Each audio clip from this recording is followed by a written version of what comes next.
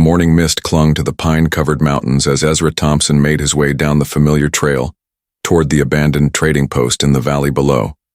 At 42, he had lived alone in these Colorado mountains for 8 years, finding peace in the solitude after losing his family to fever back in Missouri. His monthly trips to check the old post were more habit than necessity, but the routine gave structure to his otherwise unscheduled life.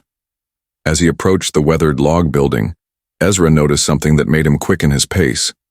Smoke was rising from the chimney, which was impossible since the post had been empty for over 2 years. More troubling still, he could see what appeared to be a figure on the roof, though from this distance he could not make out any details. Drawing closer with the caution of a man who had learned that surprises in the wilderness were rarely pleasant ones, Ezra spotted a woman sitting on the edge of the roof, her blonde hair catching the morning light. She appeared to be in distress, and as he moved closer still, he could see rope burns around her wrists and ankles that suggested she had recently been bound. "Ma'am," Ezra called out, setting down his rifle and raising his hands to show he meant no harm. "Are you injured? Do you need help getting down from there?" The woman looked down at him with obvious fear, as if she could not determine whether he represented rescue or additional danger. "Please," she called back, her voice hoarse and shaking. "I do not know if they are coming back." Ezra felt his protective instincts surge as he realized she was hiding from someone who had obviously done her harm. "Ma'am, my name is Ezra Thompson. I live about 5 miles up the mountain, and I promise you I am not going to hurt you. Can you tell me your name?" "Sarah," she replied hesitantly. "Sarah Whitmore. I escaped from some men who had taken me captive, but I am afraid they might return to look for me." Ezra studied the building more carefully and noticed crude words burned into the wooden door, clearly meant as an insult related to her supposed relationships with the local Apache tribes. The message was both offensive and revealing, suggesting that Sarah had been targeted not just as a woman alone, but because of prejudiced assumptions about her associations. "Sarah, how long have you been up there?" Ezra asked, moving closer to the building. "Since before dawn," she replied. "I managed to get free of my bonds and climbed up here to hide, but I do not know how to get down safely." Ezra looked at the roofline and quickly identified the safest approach. "Sarah, I am going to climb up and help you down, but first I need to know if you are hurt. Do you need medical attention?" "I am bruised and tired, but not seriously injured," Sarah answered.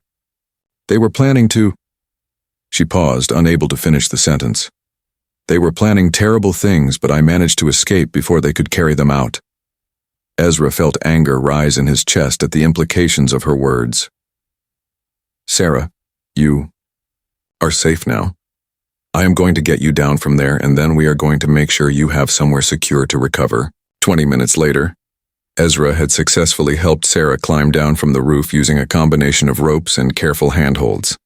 Up close, he could see that she was probably in her late 20s, with intelligent eyes and a determined set to her jaw that suggested she was stronger than her current circumstances might indicate.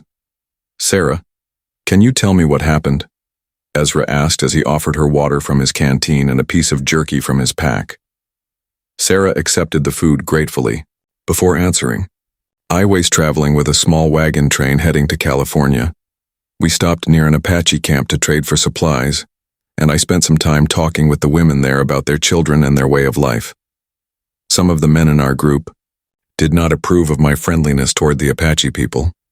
She paused to take another sip of water. 3 nights ago, several men from our group took me from my tent while the others were sleeping. They said I needed to be taught a lesson about consorting with savages, and they brought me here to this abandoned place. Ezra felt his jaw clench at the injustice of what she was describing. "Sarah, those men were wrong to treat you that way, and they were wrong about the Apache people. I have lived in these mountains for 8 years, and the Apache families I have met have been honest and honorable in all my dealings with them." Sarah looked at him with surprise. "You know the Apache people?" "I do," Ezra replied. "And I know that judging any group of people by the worst examples others tell you about them is a good way to miss out on learning from some of the finest human beings you will ever meet." As they talked, Ezra learned that Sarah was a school teacher from Ohio, who had been traveling west to take a position in a California settlement. Her interest in the Apache people had come from genuine curiosity and respect, not from any romantic involvement as her captors had assumed. "Sarah, I want to make you an offer," Ezra said as the morning progressed. "My cabin is well defended and stocked for winter. You are welcome to stay there as long as you need to recover and decide what you want to do next. I can also help you get word to the authorities about what those men did to you." Sarah studied his face, seeing honesty there that had been absent from too many of the men she had encountered recently. "Mr. Thompson, why would you help a stranger like this?" Ezra was quiet for a moment before answering. "Because 8 years ago, I learned that life can change in an instant, and that we never know when we might be the ones who need help from a stranger. And because those men were wrong to hurt you, and someone needs to make that right." Over the next several weeks, as Sarah recovered her strength at Ezra's mountain cabin, she learned that his offer of help came with no strings attached and no expectations beyond basic human decency. He provided her with privacy, respect, and the time she needed to heal from the trauma of her experience. "Ezra," Sarah said one evening as they sat by the fire, "I have been thinking about what you said about the Apache people. Would you be willing to introduce me to some of the families you know? I would like to continue learning about their culture properly this time." Ezra smiled at her request. "Sarah, I think that would be good for everyone involved.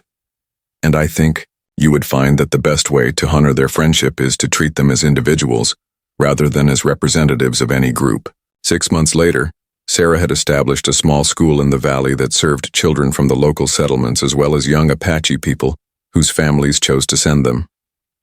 Ezra had become not just her protector, but her partner in building something positive from the wreckage of her traumatic experience. "You know," Sarah said to Ezra as they watched children from different backgrounds playing together in the schoolyard, "I used to think that the worst thing that ever happened to me was being taken captive by those men. Now I think the worst thing would have been if you had not found me that morning."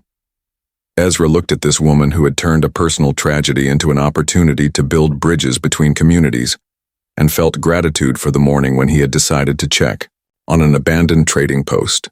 "Sarah, I think the most important rescues are the ones that save not just our lives, but our faith in what people can be when they choose to see the best in each other, instead of the worst. Sometimes the most meaningful new beginnings come not from carefully planned journeys, but from moments when we choose to help someone who has been abandoned by those who should have protected them.